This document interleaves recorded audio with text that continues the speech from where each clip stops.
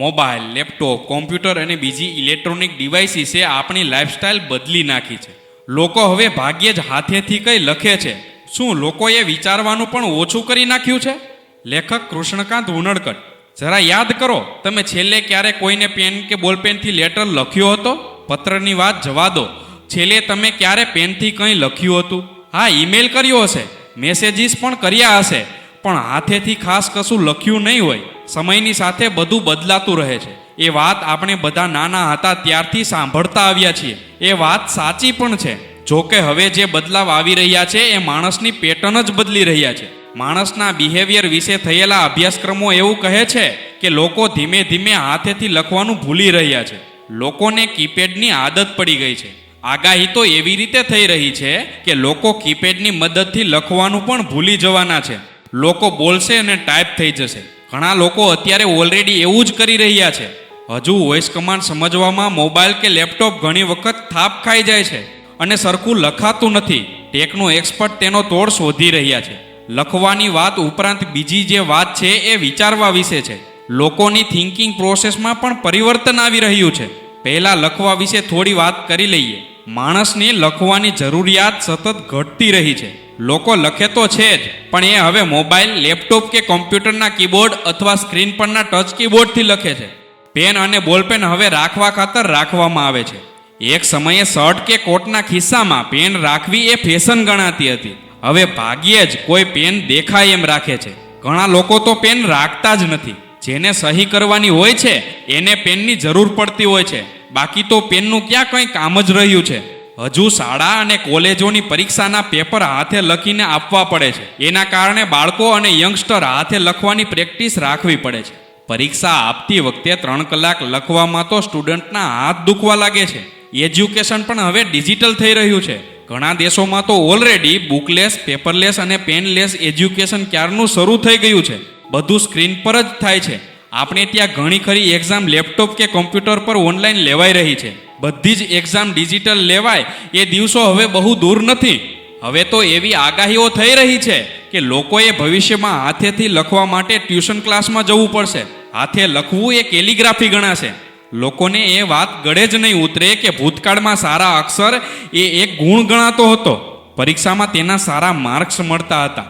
મોતીના દાણા જેવા અક્ષર છે એવું કહીને જેના સારા અક્ષર હોય તેના વખાણ કરવામાં આવતા હતા. હવે તો ઘણા મિત્રો એવા છે કે જેણે એકબીજાના હાથે લખેલા અક્ષર જ જોયા નથી. એક તરફ હથેળીથી લખવાનું ભૂલાતું જાય છે, ત્યારે બીજી તરફ હથેળીથી લખવાના ફાયદાઓ પણ ગણાવવામાં આવી રહ્યા છે. બ્રિટનમાં રાઇટિંગ હેબિટ વિશે થયેલા એક સંશોધનમાં એવું બહાર આવ્યું છે કે દરરોજ 5 થી 20 મિનિટ લખવાથી જીવનમાં ઘણો બદલાવ આવે છે. અગાઉના લોકો રોજનીશી એટલે કે ડાયરી, હિસાબપત્રો વગેરે કંઈ ને કંઈ લખતા રહેતા હતા. હવે લોકો લખવાનું ટાળી રહ્યા છે. માણસ જ્યારે કોઈ વાતે દુઃખી કે હતાશ હોય અને જો તે પોતાની પીડા, વેદના કે દર્દ ડાયરીમાં લખી નાખે તો તે એક પ્રકારની હળવાશનો અહેસાસ થાય છે. ગુસ્સો, હતાશા, ઉદાસી, નારાજગી કાગળ પર ઠાલવી દો. આ સંશોધન તો એવું પણ કહે છે કે કાગળ પર પેનથી ન લખો તો કંઈ વાંધો નહીં, મોબાઈલ કે લેપટોપ પર લખો, પણ લખો. લખવાની આદત હશે તો સારું લાગશે. લોકો મોટા ભાગે મેસેજ લખે છે અથવા તો સ્ટેટસ અપલોડ કરે છે. લાંબુ લખવું હોય તો લોકોના નાકે દમ આવી જાય છે. હજુ સ્થિતિ વધુ બદલવાની અને બગડવાની છે. માત્ર લખવાની વાત જ નથી, લોકોની થિંકિંગ પેટર્ન પણ બદલાઈ રહી છે.